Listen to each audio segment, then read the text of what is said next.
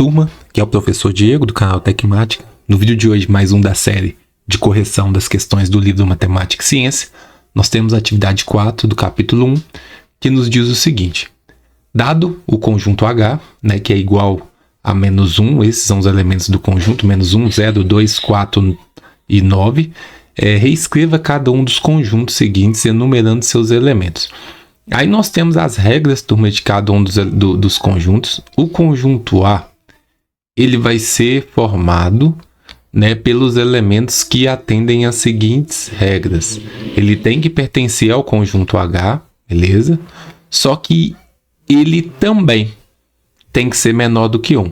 Porque o conectivo E, a conjunção, ele dá uma ideia de que esse elemento só vai estar apto a estar dentro desse conjunto se ele atender às duas condições ao mesmo tempo. Então, tem que pertencer ao conjunto H e tem que ser menor que 1. Observando os elementos do H, turma, o menos 1, considerando até a reta numérica ali, igual eu falei para vocês. Se tem que ser menor que 1, todo mundo que tiver à esquerda vai pertencer a esse conjunto. Então, é 1, 0, menos 1 e vida que segue. Então, aqui o menos 1 pertence. O 0 também. Agora, o 2, o 4 e o 9 já não pertencem. Beleza? Essa é a ideia. Já no conjunto B, nós temos as seguintes condições. E sempre pelo conectivo E. Significa que ele tem que atender às duas condições ao mesmo tempo. Tem que pertencer ao conjunto H e ele também tem que satisfazer essa equação. 2x menos 1 sobre 3 igual a 1. Significa que se eu colocar o elemento no lugar do x, essa equação tem que ser verdadeira. Então, ao invés de testar cada um dos elementos, turma, nós vamos simplesmente resolver essa equação e verificar qual que é a raiz, já que é um valor apenas de x no qual ela vai ser, digamos assim, validada, eu vou encontrar antes.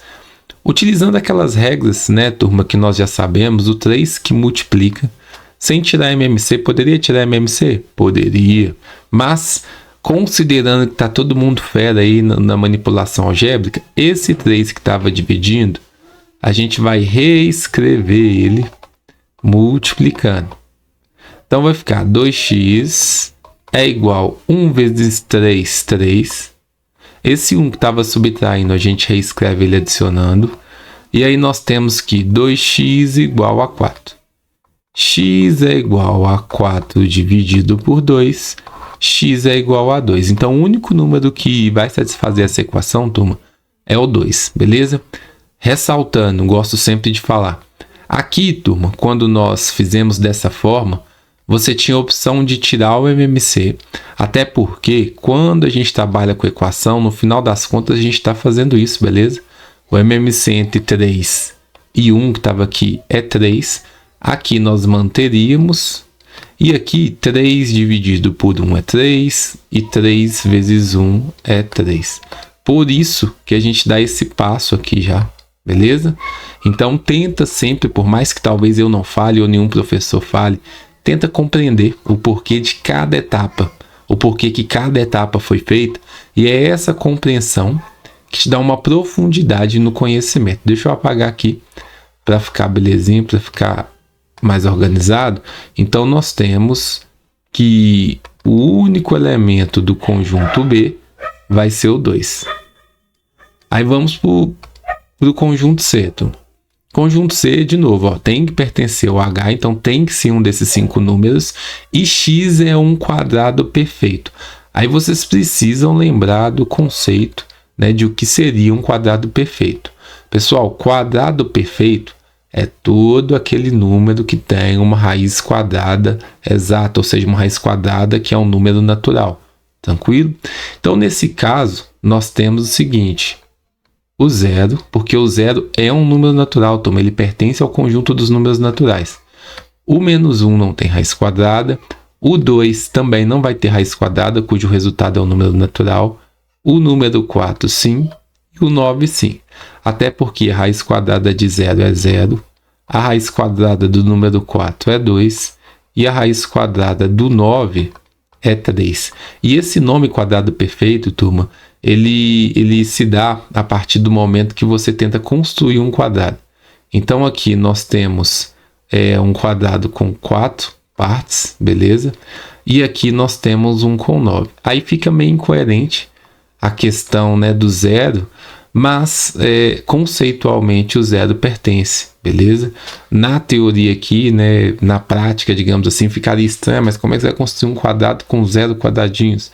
Mas a justificativa pelo nome quadrado perfeito é essa, embora o zero esteja aqui meio assim, né, distante, mas a teoria é essa. Já no conjunto C, no conjunto D, as duas condições são: primeiro, ele tem que pertencer ao conjunto H e ele tem que ser menor do que 0. E aí é o que eu comentei com vocês, reta numérica, todo mundo que tiver à esquerda do 0 é menor do que 0.